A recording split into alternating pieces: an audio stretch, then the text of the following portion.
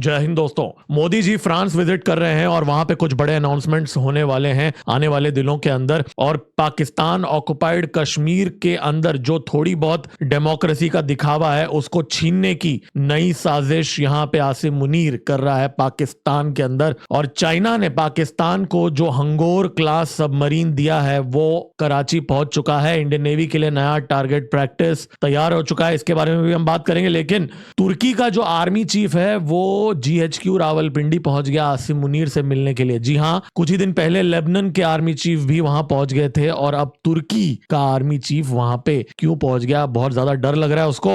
और दिल्ली में जो मीटिंग हुई BSF और BGB के बीच में उसमें वो फेल हो चुका है। बहुत सारे मुद्दों में बहुत सारे इश्यूज अनरिजॉल्व्ड हैं, ऐसा खुलासा हुआ है आज। और बॉर्डर पे बहुत ज्यादा फ्रिक्शन बढ़ चुका है इस समय। और तुर्की और सऊदी अरेबिया के बीच में अब एक नया रेलवे लाइन एस्टैब्लिश हो रहा है इजराइल को बाईपास करने के लिए। जी हां, और ये डायरेक्ट चैलेंज है आईमैक के लिए, आईमैक कॉरिडोर के लिए। तो यहां पे क्या नया प्लॉट कर रहा है सऊदी अरेबिया, उस पे भी हम बात करेंगे। लेकिन ईरान और यूएस के बीच में एक पीस डील की बातें इस समय वापस हो रही है और डोनाल्ड ट्रंप का ये दावा है कि जी इस रविवार को, इस संडे को वो साइन भी हो जाएगा स्विट्जरलैंड के अंदर। अब इससे पहले बहुत बार हमने ये बातें सुनी है, तो इस बार क्या अलग है इसके बारे में भी हम बात करेंगे आज। और जयशंकर जी आज यूरोप के अंदर, फिनलैंड के अंदर जो भड़के यूरोपियन यूनियन और अमेरिका को लेके उन्होंने जो बातें कही उसका बहुत बड़ा इंपैक्ट हुआ है। क्या इंपैक्ट हुआ है उसके बारे में भी हम बात करेंगे। और भारत और चाइना के बीच में कोऑर्डिनेशन शुरू हो चुका है। अमरनाथ यात्रा इस समय स्टार्ट हो रहा है। अजित डोवल जी,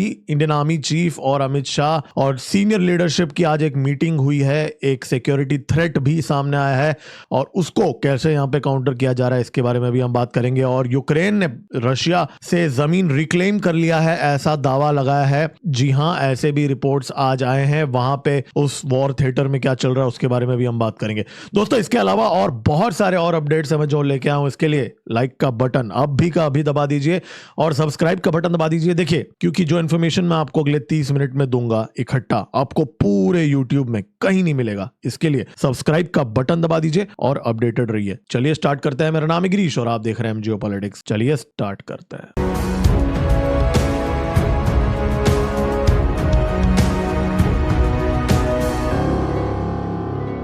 और डोनाल्ड ट्रंप ने यह दावा किया है कि इंडियन शिप्स के ऊपर ड्रोन अटैक्स ईरान ने कराया है। जी हां, उसके ट्रुथ सोशल के पोस्ट में उसने ये लिखा, their totally rebuffed drone attack last night against Indian ships leaving the Hormuz strait is totally unacceptable. तो एक तरफ ईरान का जो स्पोक्स पर्सन है इस्माइल बकेई, उसने ये लिखा कि वो कंडेम करता है कि इंडियन कमर्शियल वेसल्स के अंदर जो इंडियन नेशनल्स हैं उसके पीछे अमेरिका का हाथ है। ऐसा ईरान के जो फॉरेन मिनिस्ट्री के स्पोक्स पर्सन ने कहा। इस समय अमेरिका और ईरान दोनों ये बोल रहे हैं कि सामने वाले ने उस शिप के ऊपर हमला किया जिसके अंदर भारतीय नागरिक थे।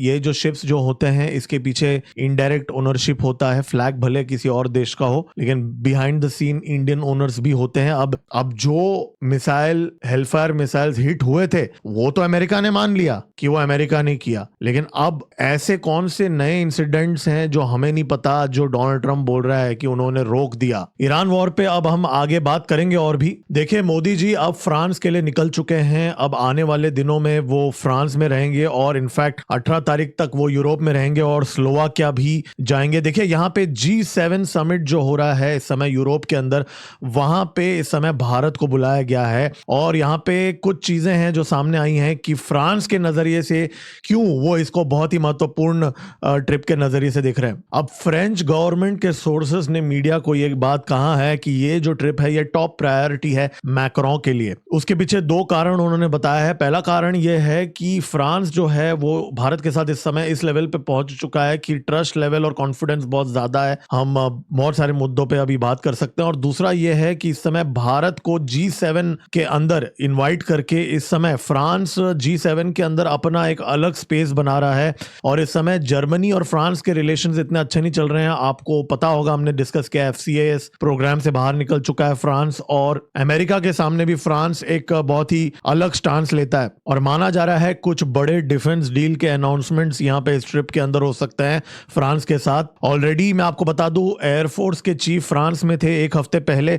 माना जा रहा है राफेल का पूरा जो ग्राउंड वर्क है वो कंप्लीट हो चुका है। अब नीस के अंदर भारत इनोवेट्स नाम का इवेंट हो रहा है, वहां पे Modi ji energy, climate technology, quantum, rare earth minerals, तो बहुत सारी चीजें वहां एग्जिबिट होगी। और फिर पेरिस में विवा टेक भी हो रहा है, G7 समिट भी चल रहा है, स्लोवाकिया का भी ट्रिप है। और आज जयशंकर जी फिनलैंड में थे। तो यूरोप के अंदर इस समय दो गुट बन चुके हैं, एक फ्रांस और एक बाकी का यूरोप। फ्रांस यहाँ पे इस समय डायरेक्टली कुछ लड़ने के लिए तैयार नहीं है। बाकी का यूरोप जो है, जो उनका यूरोपियन डीप स्टेट जो है, जो अमेरिका से काम करते हैं, वो लोगों का अपना एक अलग गुट है। तो इस समय आप देखिए जयशंकर जी वहां पे थे और अब मोदी जी कल यहाँ फ्रांस में जा रहे हैं। तो यहाँ पे यूरोप के अंदर भी जो डिवीजन हो रहा है उसमें भी हम दोनों साइड खेल रहे हैं यहाँ पे, और यूएस और यूरोप के बीच में जो डिवीजन है उसमें भी हम बैलेंस आउट कर रहे हैं यहाँ पे। देखिए पाकिस्तान का मुन्नी जो है, जो पाकिस्तान ऑक्युपाइड कश्मीर जो है, उसके ऊपर आर्टिकल 56 लगाने का सोच रहा है। ऐसी एक रिपोर्ट आज पाकिस्तान से आई है।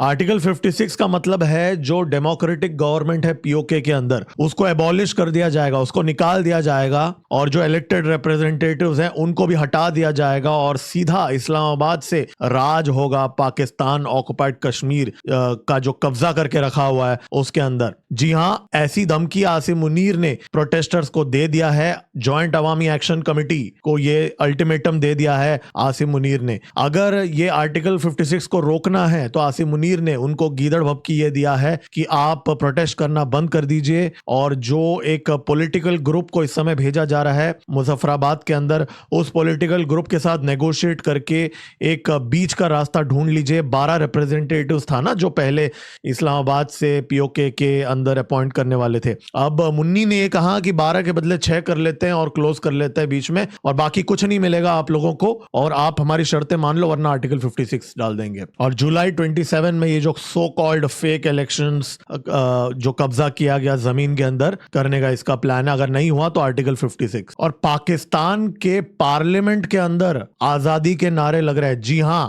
भारत के अंदर आजादी के 2-4 लोगों को पैसे देके भौंकवाया गया था ना आजादी के नारे भारत के अंदर। अब ये देखिए उनके पाकिस्तान के पार्लियामेंट के अंदर आजादी के नारे लग रहे हैं।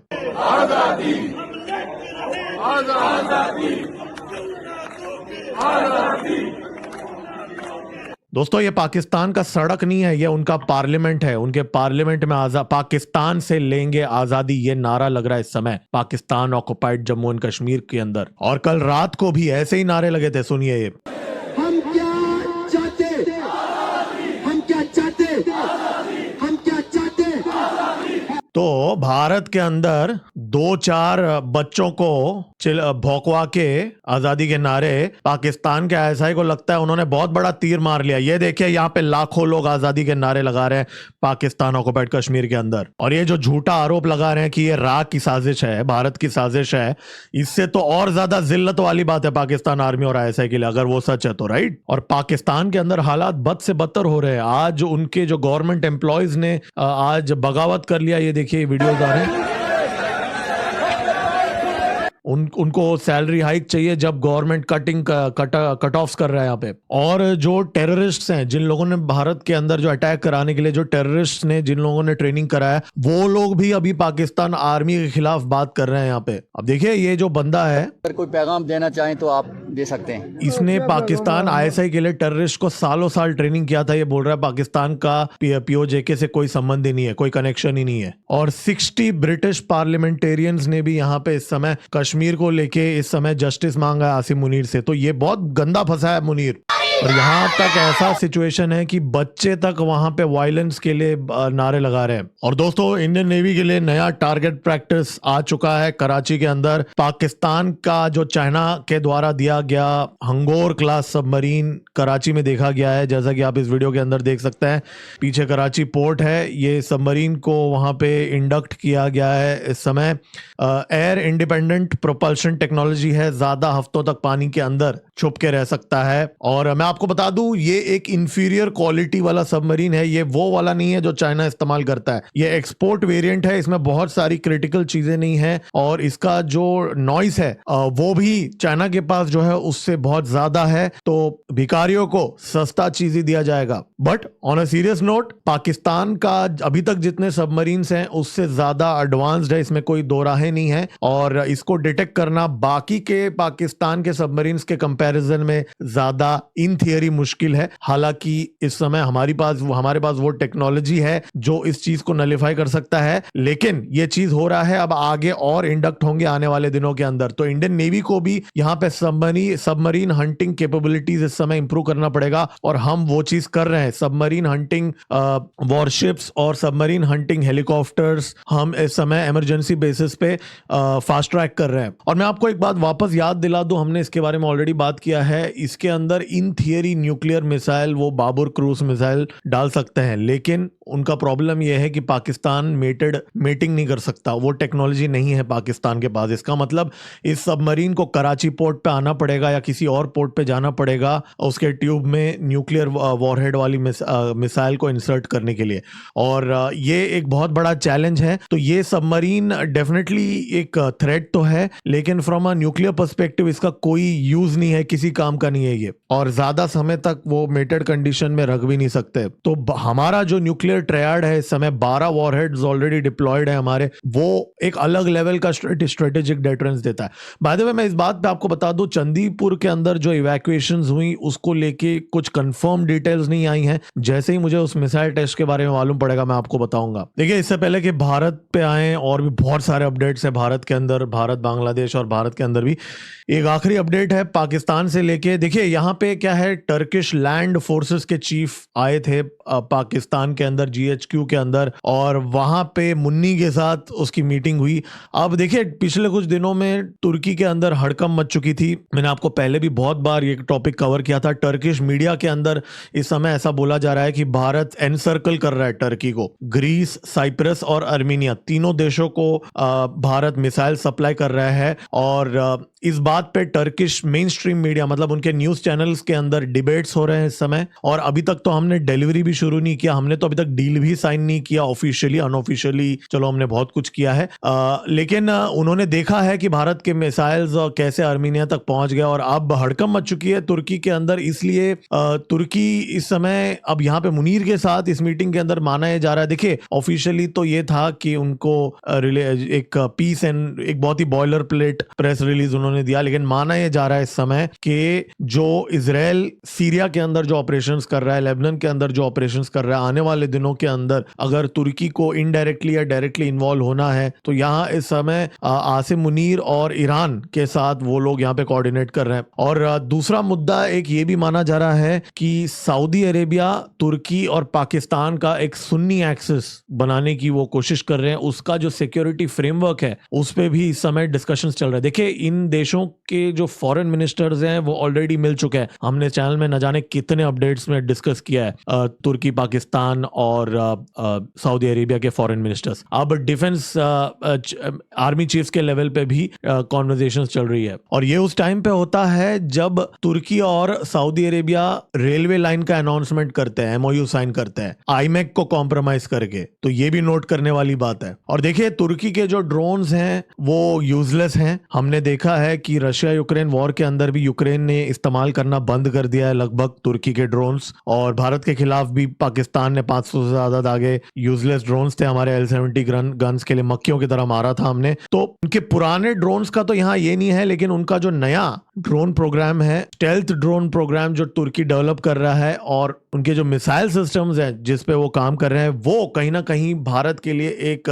आगे जाके एक थ्रेट बन सकता है। लेकिन इस समय ये जो फेक नैरेटिव फैला रहा था ना तुर्की का जो फॉरेन मिनिस्टर की, भारत के साथ हम दोस्ती करना चाहते हैं, आप पाकिस्तान के रिलेशन से मत देखिए भारत तुर्की का रिलेशन, वो सब दोगलापन है। तुर्की का फॉरेन मिनिस्टर बांग्लादेश गया था, उनका आर्मी चीफ पाकिस्तान जा रहा है, यहाँ पे कुछ चेंज नहीं हुआ है। ये पूरा फेक और गुमराह करने का तरीका है और हमारी सरकार जो है वो ये बात समझती है। देखिए, भारत के बॉर्डर पे आते हैं। भारत के ईस्टर्न बॉर्डर पे भारत और बांग्लादेश के जो बीएसएफ और बीजीबी के बीच में दिल्ली में जो मीटिंग्स हुए उनमें से बहुत सारे मुद्दों पे फेल हो चुका है वो मीटिंग, कोई रेजोल्यूशन नहीं आया। खास करके भारत के साइड से ये जो इलीगल बांग्लादेशियों को इस समय पकड़ के वेस्ट बंगाल की पुलिस जो बीएसएफ को सौंप रही है और जो डिटेंशन सेंटर्स में उन्हें डाला जा रहा है, वहां से जो वापस भेजा जा रहा है उनके घर पे कंगलों को, उस पॉइंट के ऊपर यहाँ पे बहुत बड़ा डिसएग्रीमेंट हो चुका है। और बांग्लादेश का ये मानना है कि इन जाहिल इलीगल बांग्लादेशियों को बांग्लादेश की सरकार को एक एप्लीकेशन दिया जाए और इन्वेस्टिगेशन किया जाए और फिर सारा बहुत लंबा चौड़ा प्रोसेस के बाद में वो अपने ही लोगों को लेंगे। और बीएसएफ ने इस बात से साफ साफ मना कर दिया है। हमारी सरकार ने, मिनिस्ट्री ऑफ एक्सटर्नल अफेयर्स ने भी इस समय वार्निंग दे दी है बांग्लादेश को कि हम उन इलीगल बांग्लादेशियों को बाहर फेंकेंगे जो हमारे कानून के हिसाब से हमें लगेगा कि ये इलीगल है। हम आपके मन के हिसाब से हम यहाँ पे आपके लोगों को नहीं भेजेंगे। अब ऑफिशियली बॉयलर प्लेट में बोला गया है कि कॉर्डियल मीटिंग था, लेकिन डिसएग्रीमेंट बहुत बड़ा हुआ है यहाँ पे। और देखिए, इस समय बांग्लादेश के बॉर्डर को हाई अलर्ट पे रखा गया है। भारत के साइड से भी मैंने आपको कल कहा था कि जमात के लोग बॉर्डर पे जाएंगे। अब अंदर की खबर यह आ रही है कि कंगलू डर गए। जी हाँ, कंगलू डर गए। अब खबर यह आ रही है कि जब उन्होंने ये अनाउंसमेंट कल किया था तो तुरंत जब उनके कुछ मिनिस्ट्री के ऑफिशियल्स ने जमात के लीडर से बात किया और उनको कहा कि जी बीजीबी और बीएसएफ के बीच में इसी बात पे मीटिंग चल रही है। अब माना जा रहा है उन्होंने पोस्टपोन किया है ये जो बॉर्डर पे मार्च करने का जो निर्णय, लेकिन उस मीटिंग के अंदर माना जा रहा है जमात के लीडर्स ने कहा कि वो आने वाले दिनों में ये मोर्चा करने वाले हैं और करके रहेंगे। और भारत की इंटेलिजेंस ब्यूरो का एक रिपोर्ट आज मीडिया में आया है। उन्होंने ये कहा है कि ये एक सोची समझी पाकिस्तान का आईएसआई का प्लॉट है जमात के साथ मिलके। और देखिए, आसिम मुन्नी जो है उसने जब बोला कि इस बार हम ईस्ट से हमला करेंगे, तो कहीं ना कहीं वो जो एक आईएसआई का मॉड्यूल बस्ट हुआ बांग्लादेश के एयरफोर्स में, उसको रेफर कर रहा था और दूसरा वो रेफर इसी चीज को कर रहा था। और आज ही के दिन इंडियन आर्मी के ट्विटर अकाउंट में उन्होंने एक फॉरेन ऑफिसर कैडेट का वीडियो अपलोड किया बांग्लादेश से। जी हाँ, ये देखिए। 48 course. An Indian military academy as a part of 158 regular course has truly been enticing and memorable. तो ये जो बंदा है ये बांग्लादेश से है, इसको आज हम लोग आईएमए के अंदर ट्रेन कर रहे हैं। अभी भी ये प्रोग्राम चल रहा है और रिलीजियस माइनॉरिटीज के परसिक्यूशन चल रहा है। आज मैं रिपोर्ट देख रहा था, गैबंदा डिस्ट्रिक्ट के अंदर एक सनातन कॉम्प्लेक्स को उजाड़ने के लिए जून 19 तारीख को एक अल्टीमेटम दे दिया है वहां पे जो रेडिकल ग्रुप्स है। रंगपुर डिवीजन में ये चीज हो रहा है इस समय और सोशल मीडिया में इस समय 19 तारीख को ये जो मूर्तियां बन रही हैं इनको तोड़ने के लिए कॉल्स दिए जा रहे हैं और ऐसे सब मैसेजेस आ रहे हैं, यूरिनेट बिफोर डिमोलिशिंग, और ये सब चीजें लिखी जा रही हैं। और ये चीज रंगपुर में हो रहा है। तो कहां है इंटरनेशनल रिलीजियस राइट्स ग्रुप्स?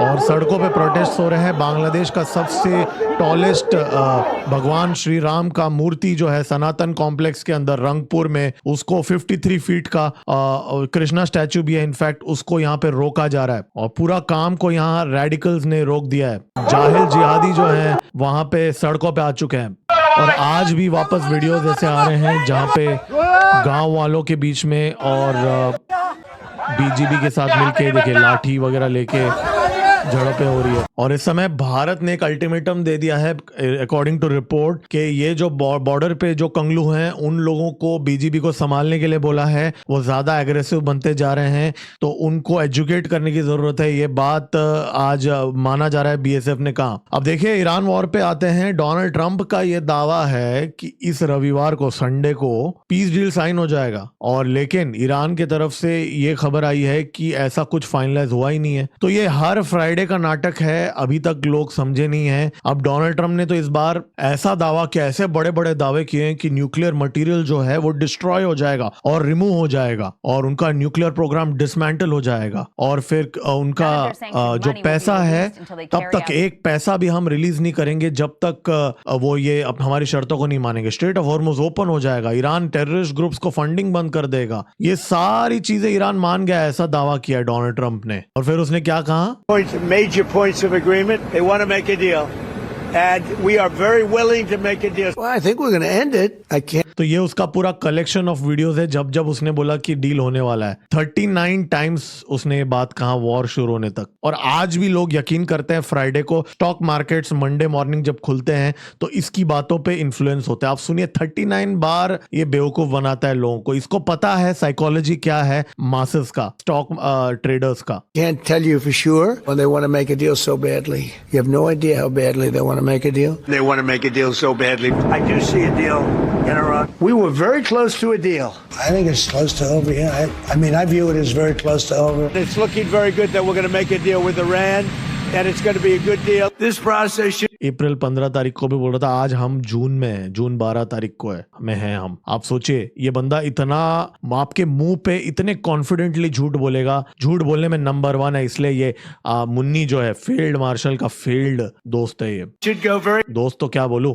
मालिक है। quickly. We're going to end that war very quickly. They want to make a deal so badly. We think we're close to a deal, and that's okay. We're in the final throes of what will be a very, very good deal. Today, make तो ये है आपका Donald Trump. और फिर आज Trump ने कह दिया कि जी ये जो ईरान बोल रहा है कि जी ईरान, देखिए ईरान ने भी कुछ शर्तें रखी हैं। ईरान ने, उनकी जो मीडिया है उन्होंने तो ये दावा किया है कि अमेरिका मान गया है कि आधा पैसा हमें दे देगा और जो डैमेजेस हुए हैं ईरान के अंदर उसकी भरपाई अमेरिका कर देगा। ये सारी शर्तें मान गया है अमेरिका, ऐसा उनकी मीडिया ने भी फेंक दिया। देखो ईरानी भी खेल रहे हैं, उनको भी पता है कि ट्रंप भी फेंक रहा है, हम भी फेंक लेंगे। और फिर ट्रंप ने कहा ये देखो जी ईरान जो बोल रहा है वो फेक है। जी हाँ, the terms that Iran leaked out to the fake news have nothing to do with the terms that we agreed to। तो एक तरफ अमेरिका फेंक रहा है, मीडिया को बेवकूफ बना रहा है, लोग बेवकूफ बन रहे हैं, स्टॉक ट्रेडर्स, फिर ईरान भी बेवकूफ बना रहा है, फिर दोनों एक दूसरे को फेक बुला रहे हैं। तो ये कुछ नहीं होने वाला। देखिए आज एक हाई लेवल मीटिंग हुई अमरनाथ यात्रा के सिक्योरिटी को लेके। इस समय पाकिस्तान इन्फिल्ट्रेशन की कोशिश कर रहा है हमारे अमरनाथ यात्रा को डिसरप्ट करने के लिए। और इस हाई लेवल मीटिंग के अंदर इंडियन आर्मी के चीफ थे, अजित डोवल जी भी थे और मनोज सिन्हा जी थे और पूरे सिक्योरिटी अपैरेटस के जितने भी महत्वपूर्ण लोग यहाँ पे थे। अब यहाँ पे नुनवान पहलगाम रूट जो है अनंतनाग डिस्ट्रिक्ट के अंदर जो 48 किलोमीटर्स का, उसको और जो दूसरा बालताल रूट जो है गंदरबाल डिस्ट्रिक्ट के अंदर, ये दोनों रीजन्स को सिक्योर किया जा रहा है। QR कोड्स दिए जाएंगे और बहुत सारे मेजर्स लिए गए हैं। और भारत के जो एनवॉय हैं चाइना के लिए, दोराई स्वामी जी वो तिब्बत चले गए, वहां पे उस साइड से भी कैलाश मानसरोवर के कोऑर्डिनेशन के लिए। और दोस्तों मैं आपको याद दिला दूं, ऑपरेशन शेरावाली अभी भी जारी है, 21st डे है, अब भी जारी है, अभी भी सर्च ऑपरेशंस चल रहे हैं। मैं इसके डिटेल्स में नहीं जाऊंगा, मैंने पहले भी कहा है, लेकिन हमारी नजर जरूर है इसके ऊपर। मैं आगे हम डिस्कस करेंगे इसको जब कंप्लीट होगा ऑपरेशन। देखिए डिफेंस को लेके 2-3 अपडेट्स हैं, फटाफट कवर कर लेते हैं। DRDO अब भारत का इंडिजीनियस नेत्रा एवैक को ऑपरेशनल क्लियरेंस दे रहा है 25 जून को। जी हाँ, यहाँ पे ऑलरेडी 3 हम इंडक्ट कर चुके हैं और 3 अभी आने वाले हैं। और ऑपरेशनल क्लियरेंस का मतलब है अभी फुल कॉम्बैट के अंदर फुल सारे फीचर्स के साथ इस समय यूज किया जाएगा। एक बहुत बड़ी अपॉइंटमेंट हुई है लेफ्टिनेंट जनरल घाई, जो फेमस हैं अपने ऑपरेशन सिंदूर के प्रेस कॉन्फ्रेंस के लिए, और अब उनके एनिवर्सरी पे भी उन्होंने बोला था इस बार बहुत इंपॉर्टेंट चीजें। उनको अब मिलिट्री एडवाइजर बना दिया गया है नेशनल सिक्योरिटी काउंसिल के। जी हाँ, अब उनको अब नेशनल सिक्योरिटी काउंसिल सेक्रेटेरिएट के साथ सीधा कोऑर्डिनेट करेंगे वो, मतलब अजित डोवल जी के साथ काम करेंगे लेफ्टिनेंट जनरल घाई। मैं आपको याद दिला दूं, अभी हमारे जो नए CDS हैं जनरल NS राजसुब्रमणी, वो पहले मिलिट्री एडवाइजर थे, अजित डोवल जी के साथ काम करते थे। अब वो डेसिग्नेशन पे लेफ्टिनेंट जनरल घाई को डाल दिया गया यहाँ पे। So we wish him all the best. देखिए आज एक रॉयटर्स में रिपोर्ट आई है, अभी आजकल ब्लूमबर्ग और रॉयटर्स पे तो क्या ही भरोसा करे, लेकिन एक रिपोर्ट आई है कि रिलायंस, वेदांता, अदानी ग्रुप जो हैं, ये लोग अब आंध्र प्रदेश, ये कंपनीज जो हैं ये आंध्र प्रदेश के अंदर रेयर अर्थ मिनरल के एक्सट्रैक्शन के लिए बहुत बड़े प्रोजेक्ट्स इस समय डिस्कस कर रहे हैं आंध्र प्रदेश गवर्नमेंट के साथ। जी हाँ, $5.2 बिलियन के रेयर अर्थ और टाइटेनियम इन्वेस्टमेंट्स कर रहे हैं अगले 10 सालों में। और माना यह जा रहा है कि 211 मिलियन मेट्रिक टन्स के बीच और मिनरल रिसोर्सेस, रेयर अर्थ्स और 16 आइडेंटिफाइड कोस्टल डिपॉजिट्स इस समय आंध्र प्रदेश के अंदर हैं और इनको ये कंपनीज एक्सप्लोरेशन कर रहे हैं इस समय चाइना के साथ, अभी जो हमारा डिपेंडेंसी है उसको कम करने के लिए। और आज ये भी एक रिपोर्ट आया है कि चाइना के अंदर इस समय जो पॉपुलेशन है वो इस स्पीड में डिक्लाइन हो रहा है कि आने वाले सालों में सीधा जो पॉपुलेशन है वो 50% श्रिंक हो जाएगा। और जो इन्वेस्टर्स हैं जो 10 साल 20 साल 30 साल लॉन्ग टर्म हॉरिजॉन के लिए इन्वेस्ट करते हैं, वो इस समय इस चीज को अपने इन्वेस्टमेंट के कैलकुलेशन के अंदर मेजर कर रहे हैं। पॉपुलेशन का कम होने का मतलब यह है कि कंजम्पशन ड्रॉप होगा, जो रियल एस्टेट का पे इम्पैक्ट होगा, बहुत सारी चीजों पे इम्पैक्ट होगा। अब कुछ इन्वेस्टर्स का ये मानना है कि इसका एक डायरेक्ट फायदा भारत को भी यहाँ पे हो सकता है। देखिए रशिया यूक्रेन थिएटर के अंदर अब क्या हुआ, आज यूक्रेन ने ये कहा, उन्होंने एक स्टेटमेंट जारी किया, उन्होंने कहा कि उन्होंने अपने अटैक्स अब दुगना कर दिया है रशियन लॉजिस्टिक्स के ऊपर। अब उनका ये मानना है कि 100 स्क्वायर किलोमीटर्स उन्होंने गेन किया है पिछले एक महीने के अंदर। मतलब हर महीने वो 100 और 120 के बीच में स्क्वायर किलोमीटर्स वापस जो रशिया ने जो आक्रमण किया है उस जमीन में पुशबैक करने लगे। तो इस समय ग्राउंड लेवल पे जो रिपोर्ट्स आ रहे हैं, देखिए अभी भी रशिया ने मेजर पोर्शन कंट्रोल कर लिया है, डोनेस्क, लुहांस्क और बहुत सारे रीजन्स में, इसमें कोई दो राहें नहीं है। लेकिन यूक्रेन जो है धीरे धीरे धीरे धीरे इस चीज को, बहुत टाइम लग रहा है, बहुत मेहनत लग रहा है, बहुत लोग मर रहे हैं यूक्रेन के अंदर, धीरे धीरे धीरे पुशबैक कर रहा है। अब ये मैप में आप देख रहे हैं, ये लाइट कलर, ये जो रीजन है इसमें उन्होंने गेन्स किए हैं। अभी दोस्तों इस चैनल में मैंने पिछले कुछ महीनों में आपको बताया है रशिया का इस समय थोड़ा उन लोगों को वहां पे थोड़ा प्रेशर मिल रहा है, व्लादिमीर पुतिन को उनके ऑयल रिफाइनरीज पे भी हमले किए जा रहे हैं। और देखिए ये जो टॉपिक है, जयशंकर जी ने क्या कहा फिनलैंड के अंदर, इसके ऊपर हमने ऑलरेडी एक डेडिकेटेड वीडियो बनाया था, दोपहर को मैंने रिलीज किया था, आप वो वीडियो जाके देख सकते हैं। डिटेल में 12 मिनट का मैंने सिर्फ इसको कवर किया है, कुछ क्लिप्स भी मैंने साथ में आप देख सकते हैं। तो यहाँ पे ये जो इवेंट हुआ इसके अंदर इम्पैक्ट इसका ये हुआ है कि इस समय यूरोप ने अमेरिका के सामने घुटने टेक दिए, ट्रेड डील के लिए मान गए, राइट। तो जो थोड़ा बहुत आवाजें आ रही थी यूरोप से कि जी हम अमेरिका से अलग हो जाएंगे, हमें अपना अलग बैकअप ढूंढना पड़ेगा, वो आवाजें कम हो चुकी हैं, बंद हो चुकी हैं, इस लेवल पे बंद हो चुकी हैं। जर्मनी और फ्रांस के बीच में अभी रिश्ते थोड़े से ठीक नहीं चल रहे हैं उस लेवल का यूरोप के अंदर। क्योंकि फ्रांस ने अमेरिका के खिलाफ स्टेप लिया था। तो इस समय यूरोपियन यूनियन इस समय अमेरिका के पक्ष में वापस जा रहा है। बीच में एक होप था कि वो अलग हो जाएंगे। हाँ, ये बात जरूर है कि बिहाइंड द सीन्स वो एक मिसट्रस्ट जरूर है और वो भी अपना डाइवर्सिफाई कर रहे हैं, इसमें भी कोई दो राहें नहीं है। लेकिन मोटा मोटा वो अमेरिका के गुट में है अभी। तो यहाँ पे जयशंकर जी वहां पे जाके यूरोपियन यूनियन को थोड़ा उन्होंने वहां लूजन अप किया है। देखिए जयशंकर जी का क्या है ना, वो यूरोपियंस को बहुत ज्यादा सुना देते हैं। पिछले साल भी जब गए थे, वो फेमस डायलॉग है ना कि Europe's problem is not India's problem, ऐसा कुछ उन्होंने कहा था। यूरोपियंस को बहुत सुनाते हैं, अमेरिका के सामने वैसे इतना नहीं बोलते लेकिन थोड़ा बहुत बोलते हैं। लेकिन यहाँ पे यूरोपियंस का वीक पॉइंट यहाँ पे हमें समझ चुका है, ठीक है। यूरोपियंस के साथ हम भी यहाँ पे अमेरिका का कार्ड खेलते हैं और यूरोपियंस भी कहीं ना कहीं अमेरिका का कार्ड खेलते हैं। अब इस पूरे विश्व में ऐसी सिचुएशन आ गई है कि किसी को भी किसी के बारे में कुछ भी करना है तो वो अमेरिका का कार्ड खेलता है, नेपाल से छुट्टू देश से लेके यूरोप तक, यूरोपियन यूनियन कॉन्टिनेंट तक, और इस बात का फायदा अमेरिकन उठाते हैं। चलो जी, बहुत हो गई सीरियस बातें, अब समय है कॉमेडी टाइम का, और कॉमेडी माने पाकिस्तान। तो भाई आज कौन सा क्लिप है, ये एक पीओके के जो लोग हैं वो लंदन के अंदर नारे लगा रहे हैं, एक वीडियो वायरल हो रहा है, ये सुन लीजिए वो क्या बोल रहे हैं।